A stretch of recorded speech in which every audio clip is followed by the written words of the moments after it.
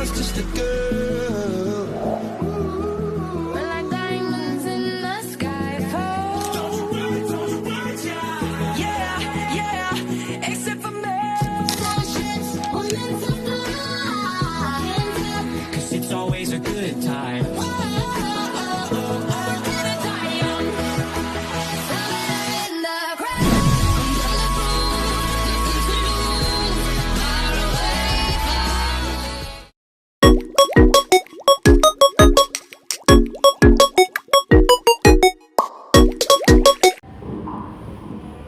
Assalamualaikum warahmatullahi wabarakatuh.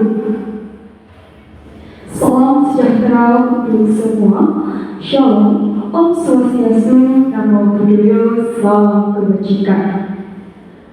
Pertama, marilah kita memanjatkan puji syukur kehadirat Allah Subhanahu wa Ta'ala yang telah melimpahkan rahmat dan hidayahnya kepada kita sehingga kita dapat berkumpul pada kesempatan yang berbahagia ini dengan keadaan sehat walafiat. Pada kesempatan ini, izinkanlah saya untuk menyampaikan sebuah pidato yang sangat relevan bagi kita, terutama bagi generasi penerus bangsa, yaitu pengaruh penggunaan bahasa Seng terhadap penggunaan bahasa Indonesia di kalangan remaja. Hadirin yang saya hormati, izinkan saya untuk sedikit bercerita tentang seorang anak bernama Raya. Dalam kehidupan sehari-harinya, ia terbiasa menggunakan bahasa Seng. Ia memanggil teman-temannya dengan sebutan lo gue. Hingga pada suatu ketika ia diminta untuk membacakan teks pidato secara formal. Namun, apa yang terjadi? Karena ia terlalu sering dan terbiasa menggunakan bahasa Seng dalam kehidupan sehari-harinya, ia kesulitan untuk menentukan kata-kata yang tepat untuk disampaikan dalam pidatonya dalam situasi formal. Hal ini terjadi karena bahasa yang ia digunakan sudah terkontaminasi dengan bahasa Seng. Hadirin yang berbahagia, bahasa adalah cerminan identitas bangsa. Di tengah keberagaman suku, budaya, dan adat istiadat di Indonesia, bahasa Indonesia hadir sebagai alat perekat dan alat pemersatuan kita.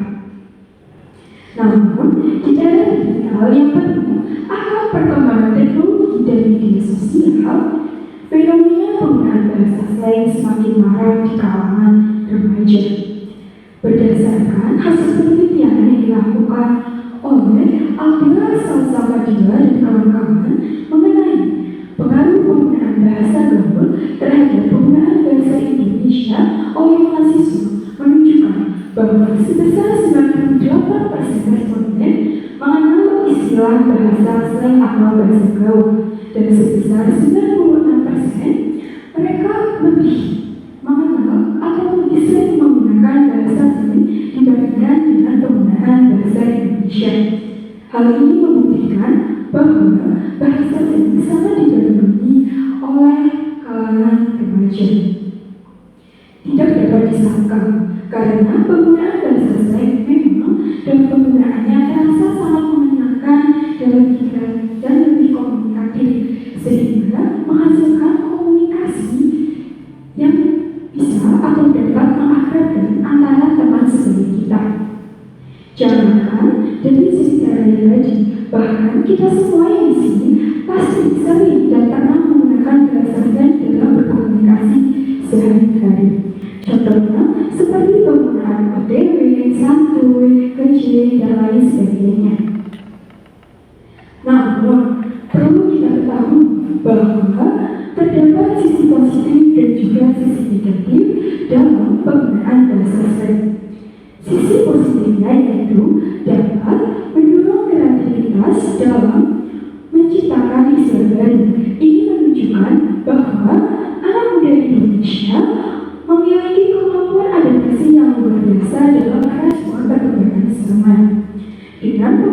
berorganisasi juga, komunikasi menjadi lebih asik dan santai. Sayangnya, penggunaan selain memiliki sisi negatif, yaitu dapat menentukan kualitas bahasa tulis dan juga bahasa lisan dalam situasi formal. Banyak remaja yang menggunakan kata-kata slang untuk menuliskan di media sosial ataupun dalam tugas sekolah, sehingga seringkali mereka melupakan aturan tata bahasa yang baik dan benar untuk digunakan dalam komunikasi ataupun dalam bahasa tulisnya. Namun, selain itu, penggunaan bahasa slang yang bercampur dengan bahasa asing juga dianggap lebih keren, sehingga itu dapat menurunkan penghargaan terhadap bahasa Indonesia. Hadirin yang berbahagia, lantas bagaimana kita untuk mengatasi fenomena tersebut? Yang pertama, dengan mengadakan pendidikan bahasa yang kuat. Dalam hal ini, sekolah berperan penting untuk memberikan pengetahuan tentang penggunaan bahasa yang baik dan benar agar dapat membedakan penggunaan bahasa baik dalam situasi formal maupun informal, dan juga dapat mengetahui kapan dan dimana saatnya kita menggunakan bahasa yang formal dan juga informal.